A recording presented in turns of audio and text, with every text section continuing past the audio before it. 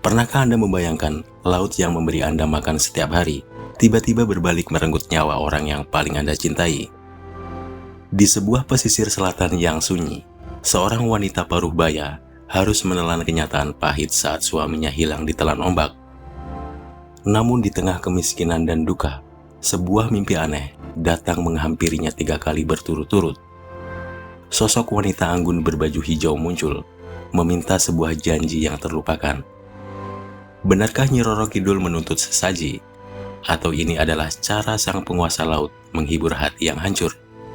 Simak kisah nyata yang menyentuh hati ini hingga akhir, karena ada pesan yang tidak terduga di balik gulungan ombak selatan.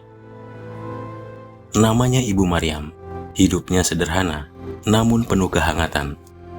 Suaminya, Pak Darman, adalah nelayan tangguh yang tak pernah gentar menghadapi badai. Mereka memiliki seorang putra yang bernama Fajar, kini duduk di bangku SMA.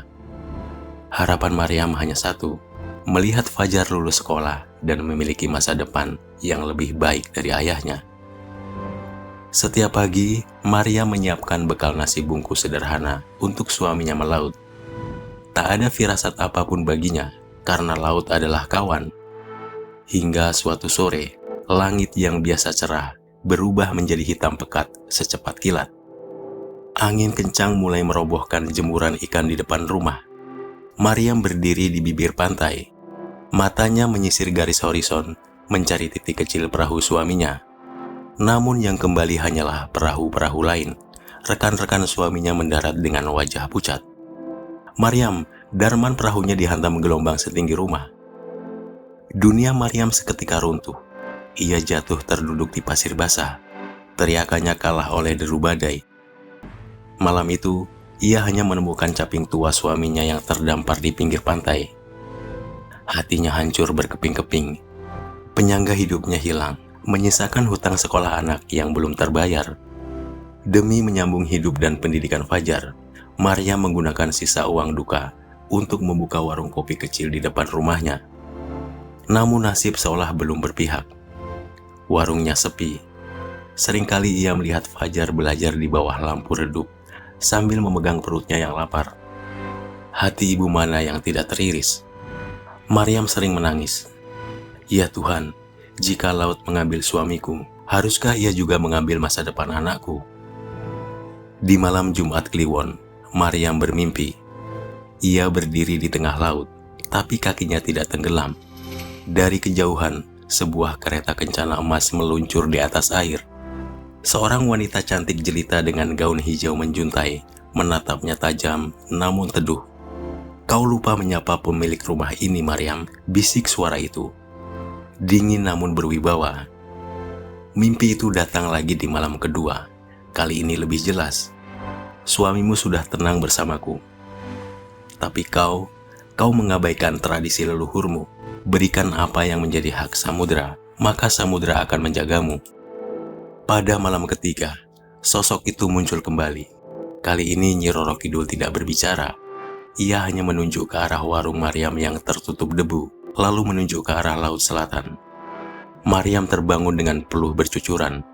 Ia tersadar, selama bertahun-tahun merantau di desa ini, ia dan suaminya memang tidak pernah mengikuti ritual sedekah laut, karena menganggapnya hanya tahayul. Dengan keyakinan yang tersisa, Maryam pergi ke pasar. Ia membeli bunga 7 rupa, menyiapkan kopi pahit, kopi manis, dan sepiring kecil nasi tumpeng. Sebelum matahari terbit, ia berjalan menuju tebing yang menghadap ke laut lepas. Ia menghanyutkan sesaji itu.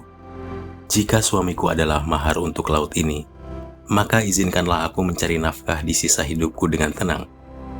Ajaibnya, saat sesaji itu hanyut, ia melihat seekor burung camar putih berputar 3 kali di atas kepalanya.